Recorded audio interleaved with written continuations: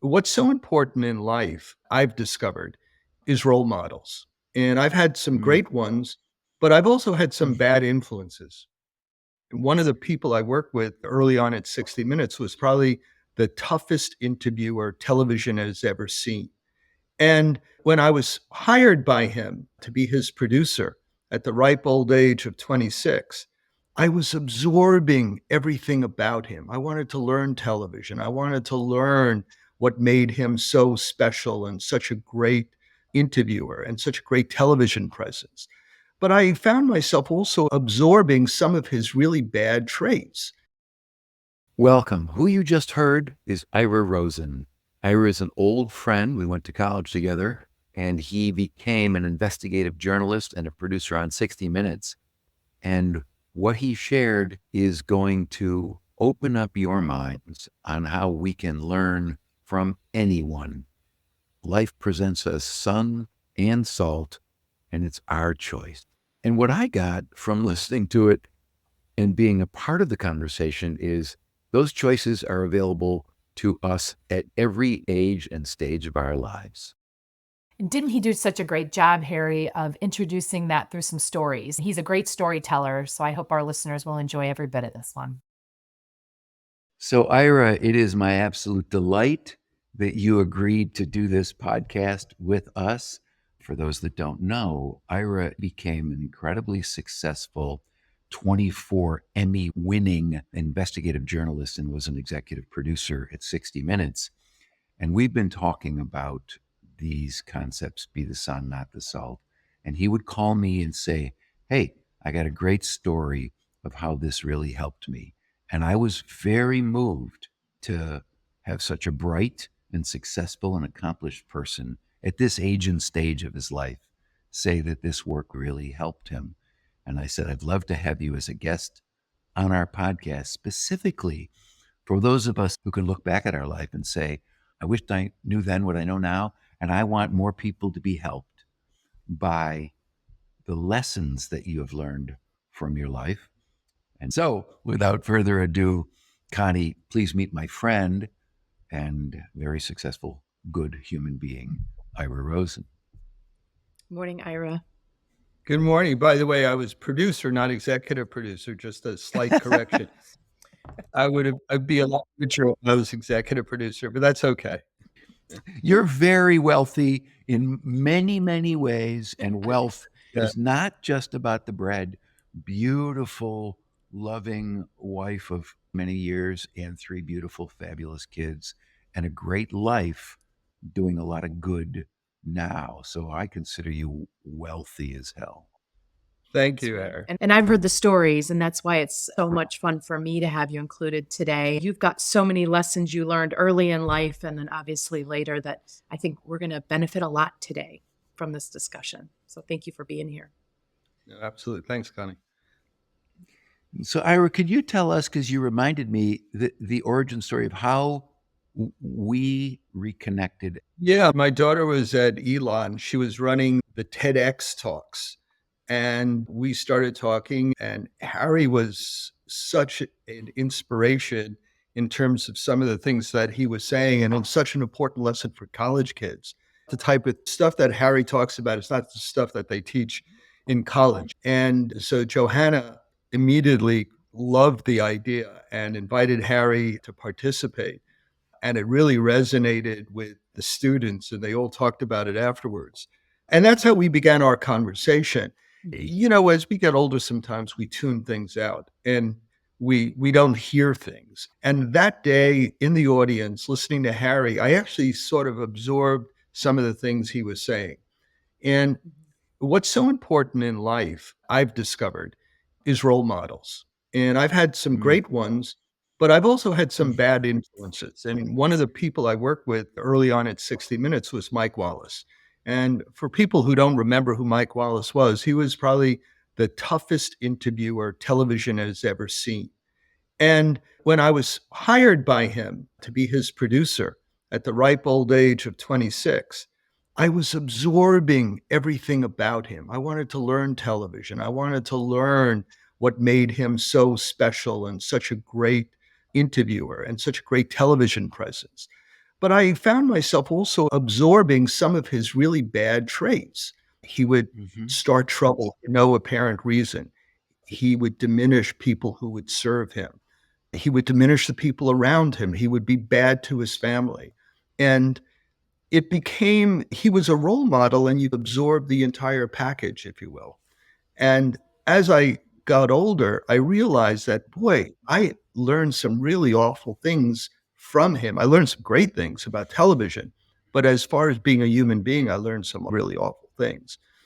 And I said to myself, boy, at the end of days with this guy, is that really what he wants to remember at the end? Or does he really want to remember really maybe helping people out, pushing people forward, leaving a presence in individuals who could carry on his tradition, who would speak well of him?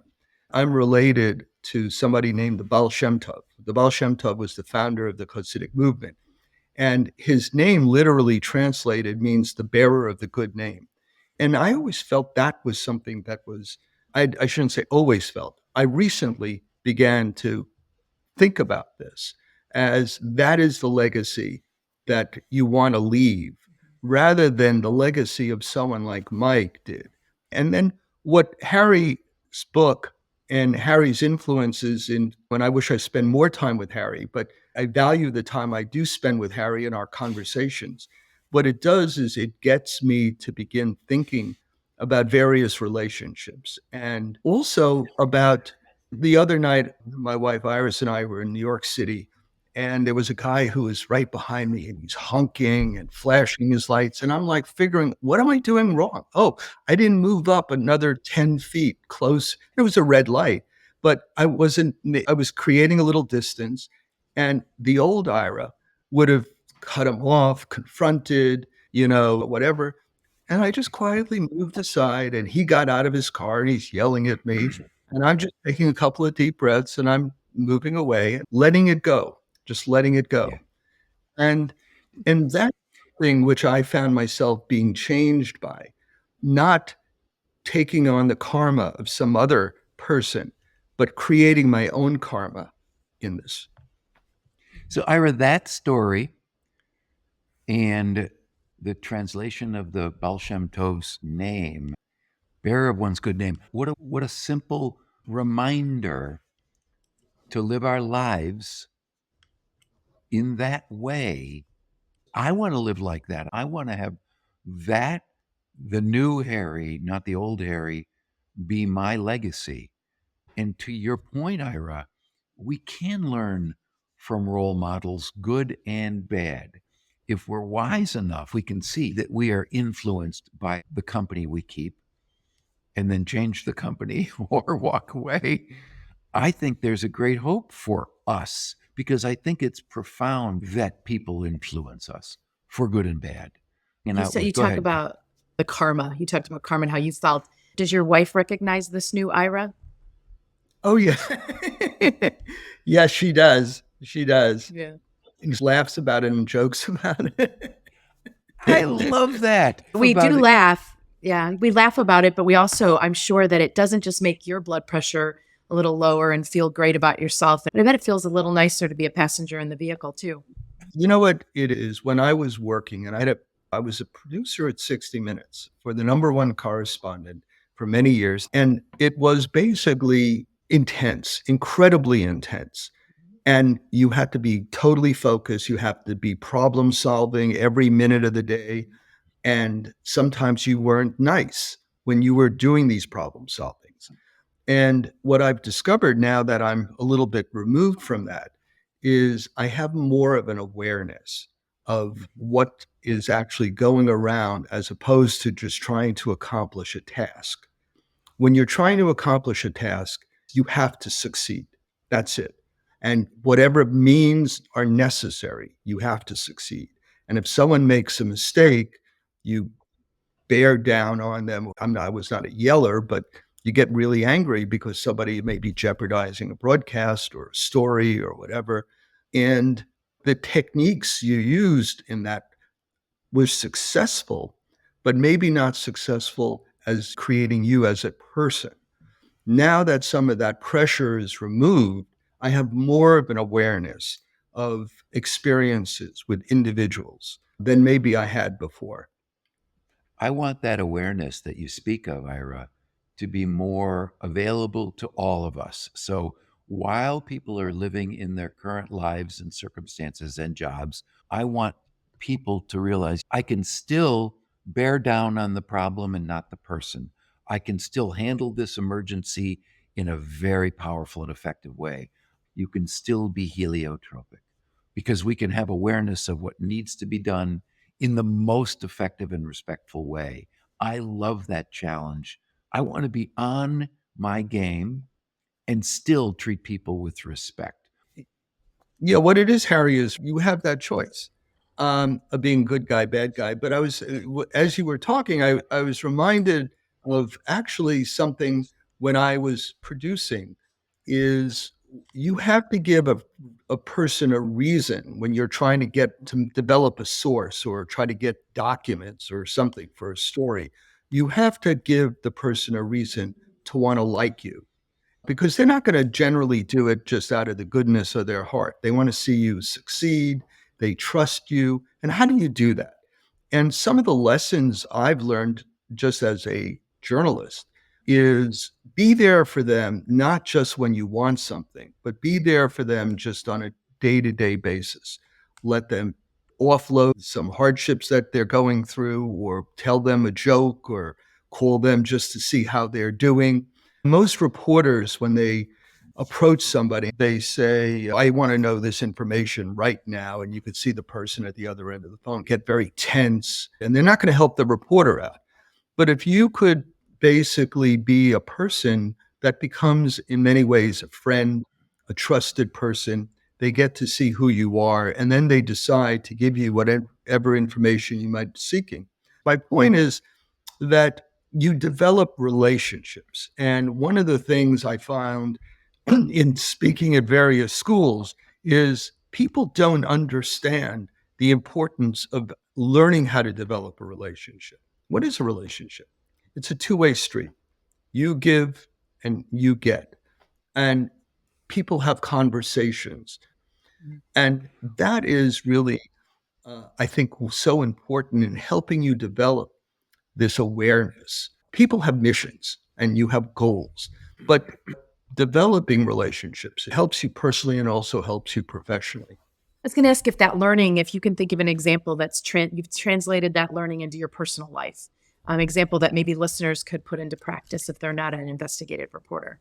So after I retired, I decided that I had a huge Rolodex, 1,000 names. And I said, but I'm going to just break my Rolodex down to 10, 12 people who really matter to me. And I'm going to really focus on 10 or 12 people. It's a much more fulfilling thing as opposed to just trying to grow a Rolodex. So many people go to a place and network and collect business cards, and you send them an email. And on the other hand, there are people who might have been, quote, friends over the years who you shed, who you realize this person is only calling me when he wants something from me. So the way I look at these things, I agree, Ira, that the investment in deepening authentic relationships in a pure and loving and good way is one of the secrets to life, which is make your motive clear and clean. This relationship insight, how I apply what you said is when I'm talking to a person, I really try to pay attention. What is it that they want so I can hear it as opposed to what I want, which is really important. And try and listen deeply to the authenticity of the moment. Am I trying to get something from them? That's a little icky and sticky and ooh. And I know I've been there. And it's going to go south if I'm trying to get something from them. So I'm going to be nice to them so they give me something. It's icky.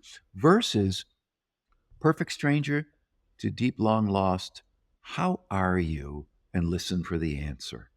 Just yesterday, I did this with a person, and it was wonderful because she seemed like she was in a bad way. And I listened to how she was doing, and I just gave her, I don't know, 5 minutes of counsel.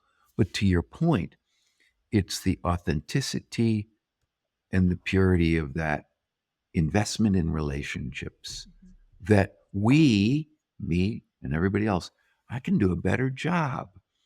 No bullshit. So that I'm not trying to do anything other than just I want to try and help you. So this authenticity of deepening authentic relationships is a lifelong practice and aspiration. Well, and it's never Good. too late. I think Never is too part late. of what I'm Never. hearing too. Yeah. It's things may not have been, you might not have executed in a high pressure situation the way you would today. Yeah, you're Go ahead. totally right, because it's never too late to change. As we talk, I'm thinking of various things, which is you don't have to be an asshole to succeed. I'm about to turn 70, okay? It took me maybe all my life to understand that madra, if you will. Many years ago, when I started in journalism, I covered yogis and swamis for New Age Journal and East West Journal. And so I got to meet a lot of these quote gurus. And there was one guy who was the legitimate deal. And I was 22 years old when I met him.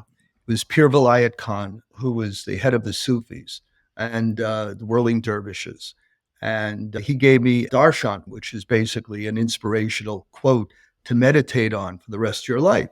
And his darshan to me was change your career every 7 years. That way you become the ruler of your career and the career doesn't become the ruler of you. And he didn't mean go from ABC to NBC. He meant going from maybe being a journalist to an electrician to a mountain climber, literally changing your career, and understand that. And of course, I didn't follow that, but now I understand that so much better. Something he said to me 48 years ago. And it's not too late to change. It's not too late to Mhm. say, my ego says I need to be doing documentary work. Says who? I want to be a gardener. I want to go outside, maybe plant flowers, or I want to do something, hang out.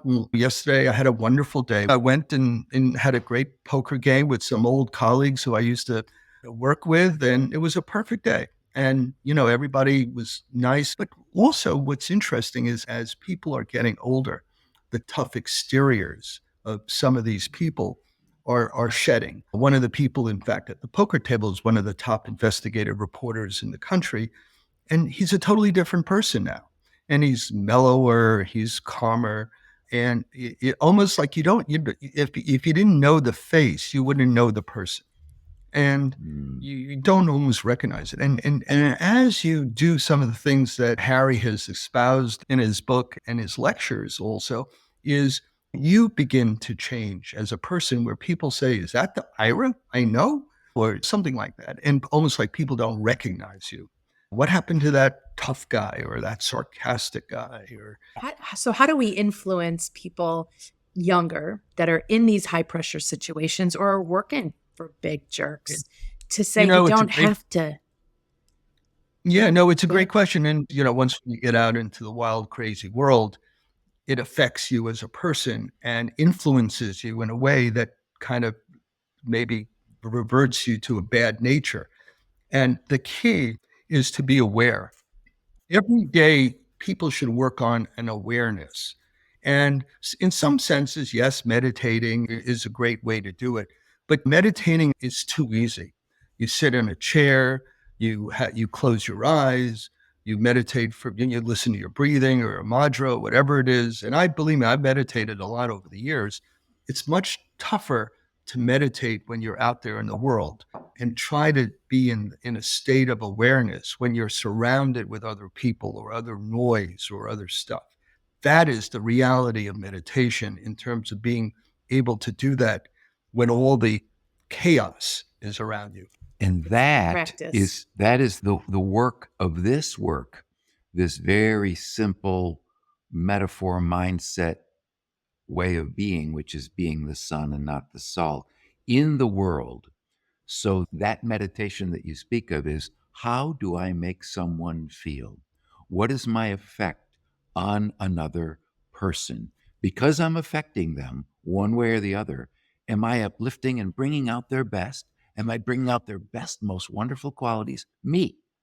Or am I in any way bringing out their less than wonderful qualities? And that work, that That what is that? How would I do that? Why don't you just be wonderful yourself? Be a good listener. Be curious. Be generous. Be authentic. Be vulnerable. Be present. I love that work. That's my meditation. Yeah, in the moment, being able to make that choice like you Yeah. made last night. You didn't react to the beeping. You didn't react to the jerk behind you. Is that because you've been practicing it? Why do you think you were able to make that choice now? And again, I was thinking about this. The old Ira had a pretty big, ugly looking car, a cheap car at one point. And if somebody wanted to play bumper cars with me on the West Side Highway, I'm there, baby. I don't care if you bang up my $300 car or whatever. I have a better car now, but I think nothing is going to be accomplished. My son, it was very interesting. My son was on a metro liner the other day coming up to visit us.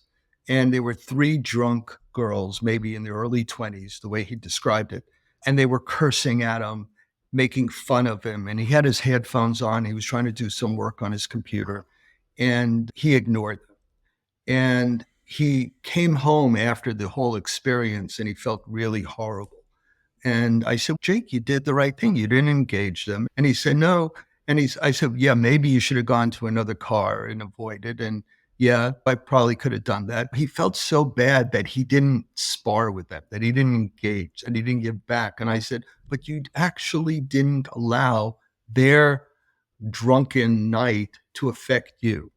Might have been better to move to another car? Sure. But they also might have followed you and they might have carried on, and then it would have elevated even more. I was very proud of him for not reacting like that. The old Ira would have absolutely reacted to a situation like that. And whatever I would have done, I called the conductor. And if you read the headlines on a daily basis in New York City, there's always somebody getting shot at, pushed on subway. And it never begins. You're usually only seeing the end of the story. You're not seeing the first 8 or 9 chapters that led up to that particular moment. And usually what happens is there's a buildup. Things just don't generally explode. There is a slow buildup.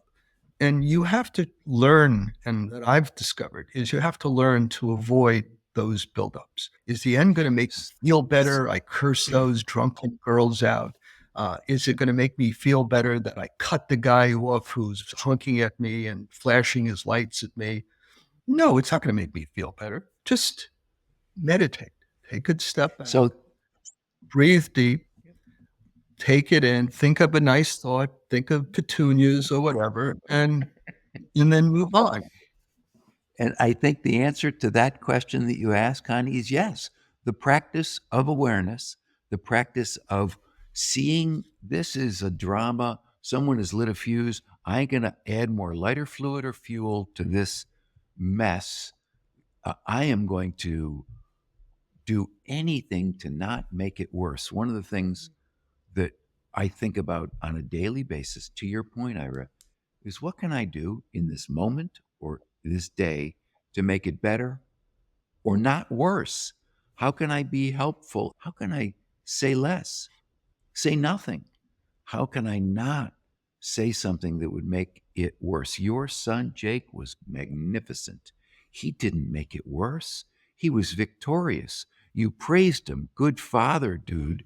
You know what I mean? Not only the better Ira, way to go. Praise the young man for doing a good job. As we know of parents of older kids, our work is never done we're not raising them, but we're still being influencers, like Mike Wallace was an influencer to you, and we are all influencers of our peers. I want to be a good influence. To your point, well done. I like to give ourselves grace, pass it on so that somebody else can go, yeah, I guess I can do that. And when we do blow it, when we do become hooked and caught and lost in somebody's drama, I like when we're smart enough and aware enough, Ira, to do the next right thing. But we were talking earlier prior to this podcast, do we need the decades for us? Is it just a question of awareness, practice, decades of life? Can we speed it up for somebody? I don't know. Maybe this is our mission at this age of our lives, which is let's see if we can pass on the wisdom so that they don't have to engage with those 3 drunks on the train.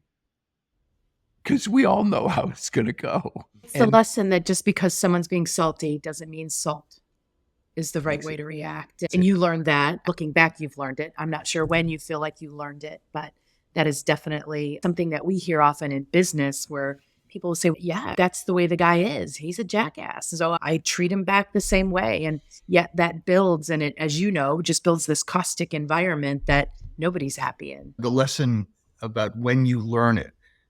I wish I knew now what I had now what I should have had maybe many years ago. Would it have made me less successful is a question.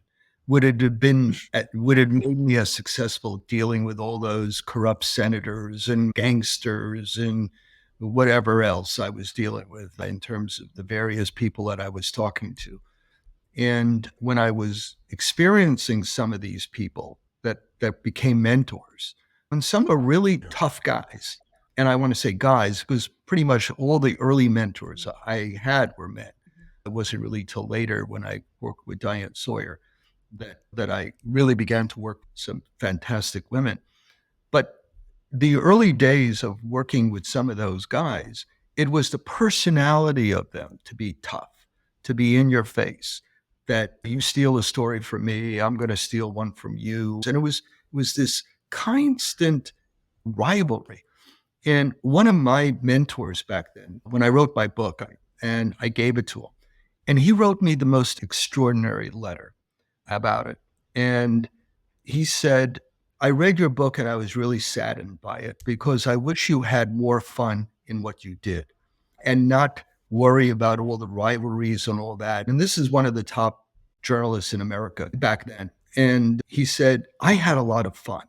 Yeah, we had rivalries, but we were all colleagues and it was great joy. And we'd go out to dinners and he said, you didn't seem to have enough fun in what you were doing. And I thought about that a lot. And he was totally right. And how do you teach a younger person that it's okay to have fun in the employment area? I'm talking about having fun in the employment, having joy in your job.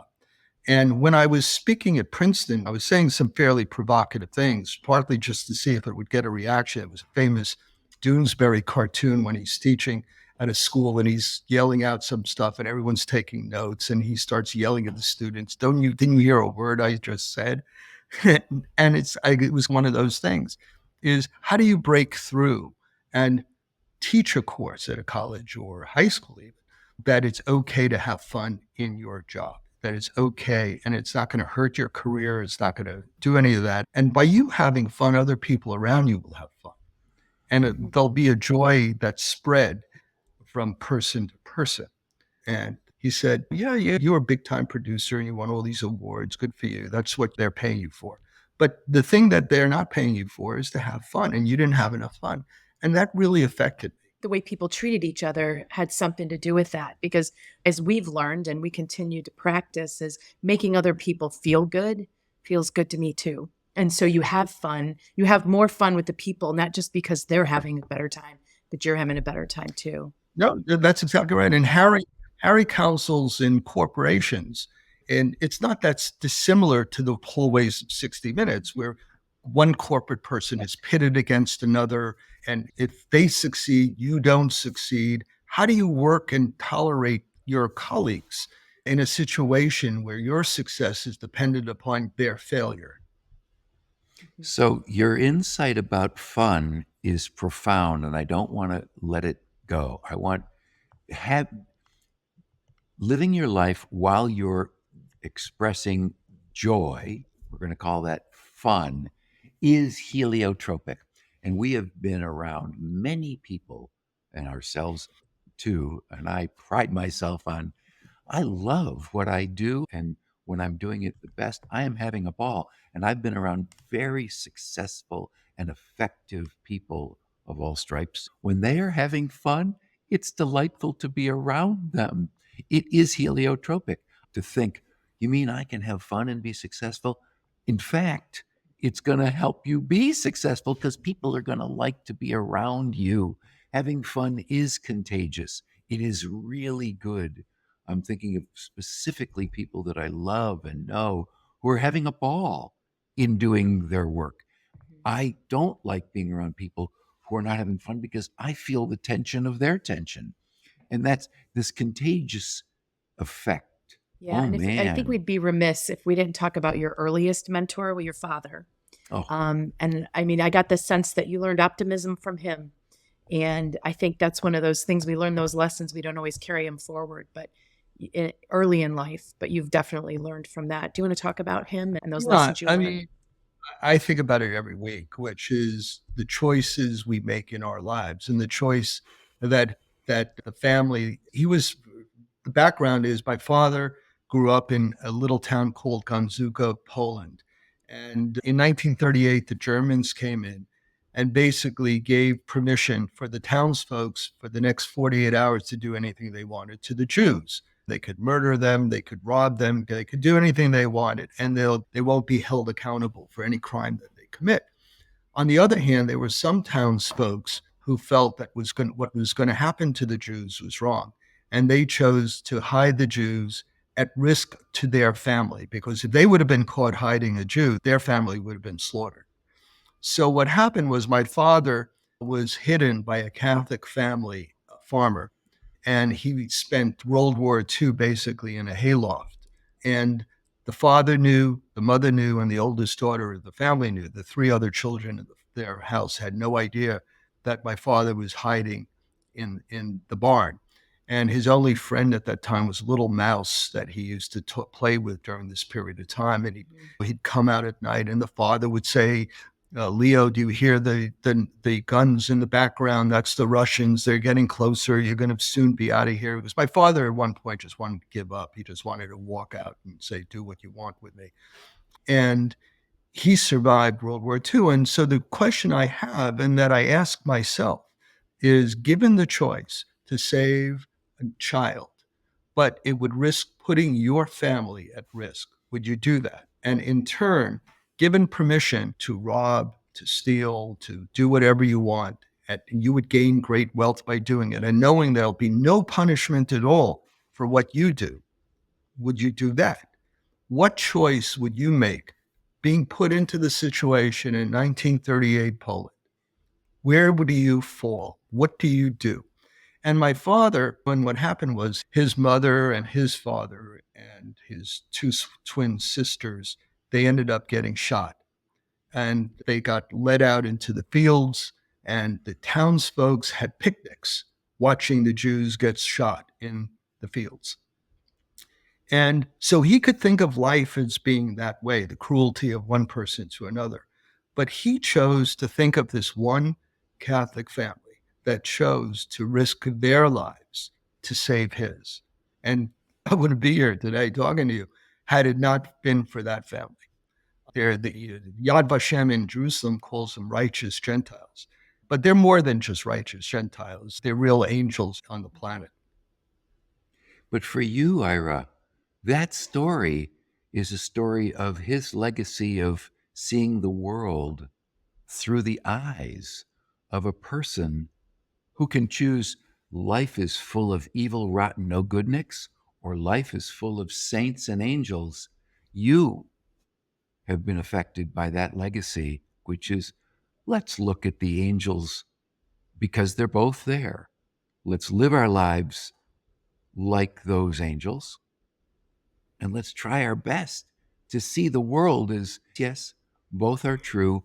I'm going to both hang out with and try and be as righteous as they. Hopefully, we never have that kind of horror. But you're right, the day to day choices about good and evil, good and bad, positive and negative thoughts, feeding that good wolf every day. When I think about Sun and Salt, Connie, to me, Yeah. this simple idea, we have the choice to be good guy or bad guy.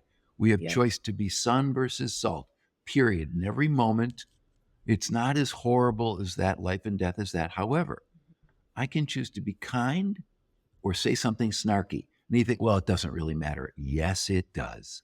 This vision for us is that I refrained from being snarky. Good for you, dude.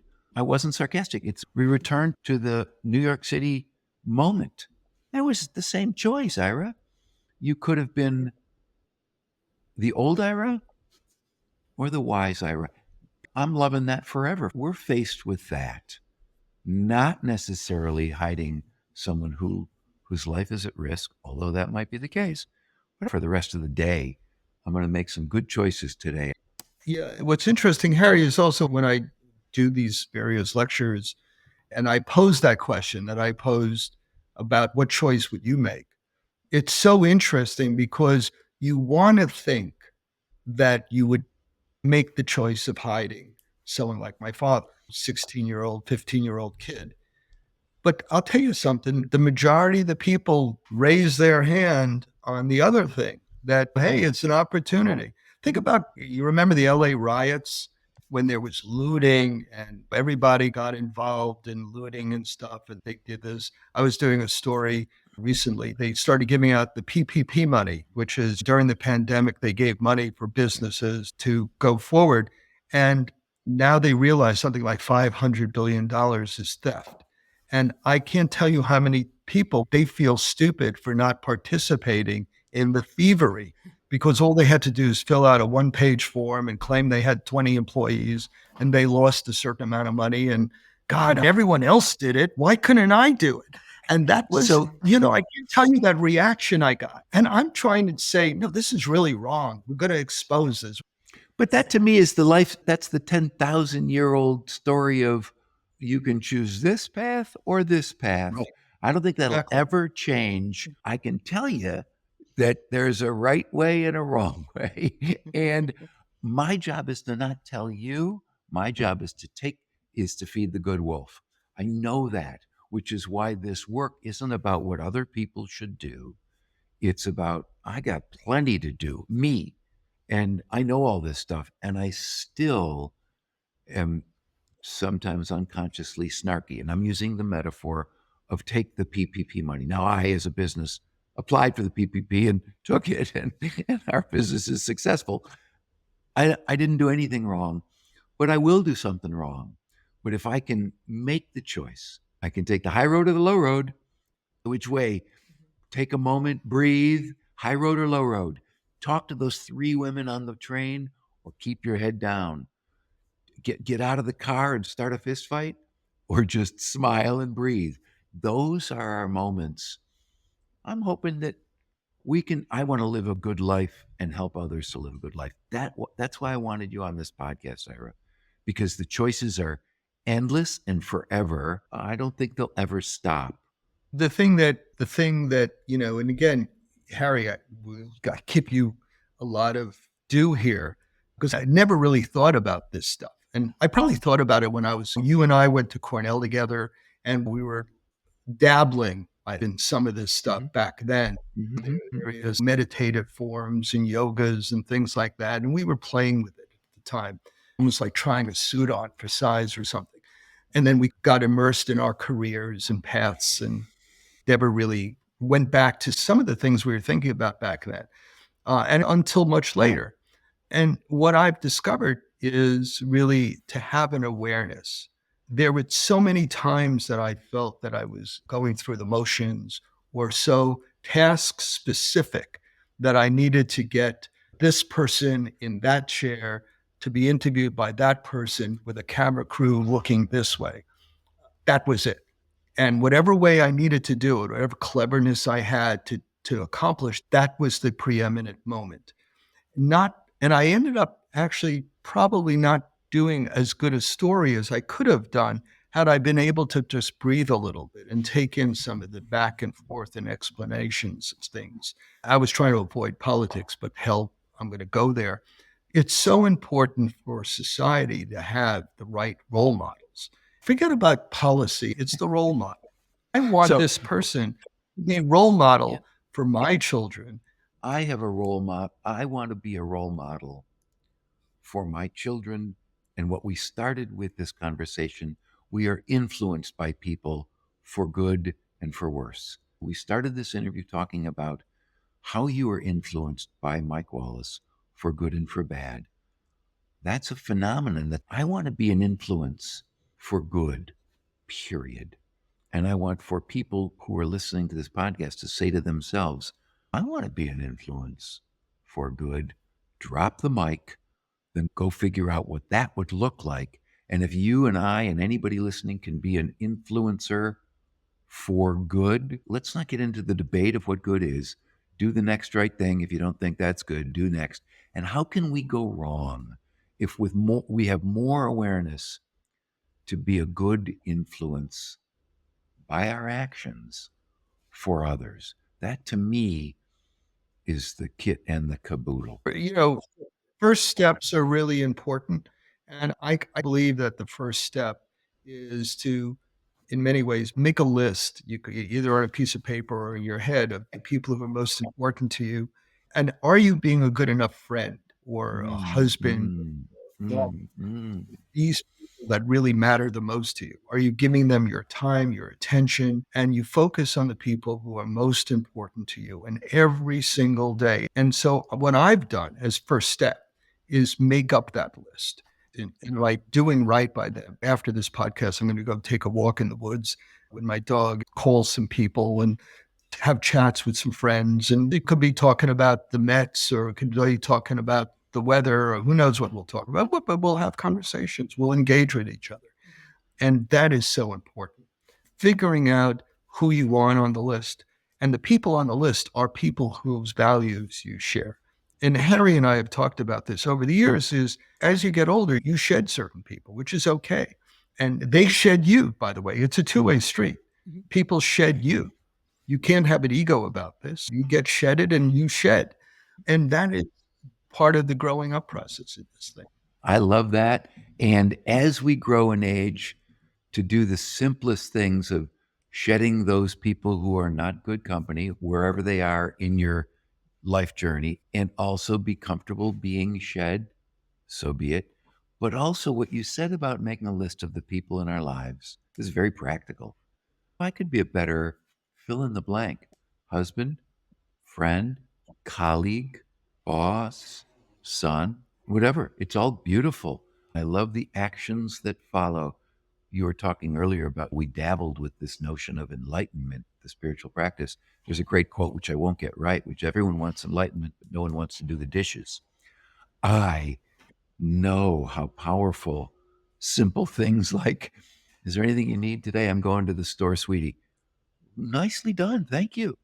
I could do more of that. Hold your tongue. So and so said something snarky. You don't have to respond. Jake on the subway.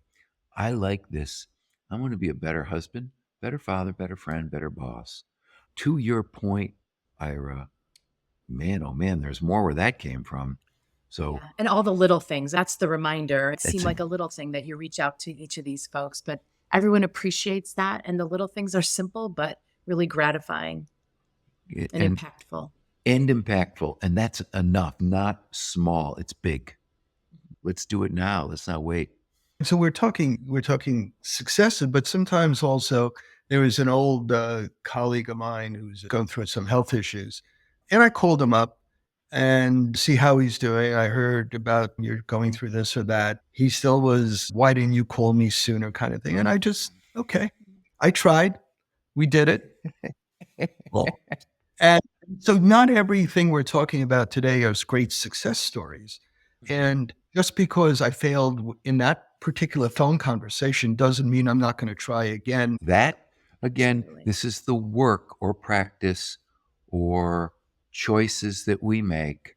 Do I take the high road or the low road? Do I say something or say nothing? Do I let it pass? Do I learn to walk away? All of those brilliant choices.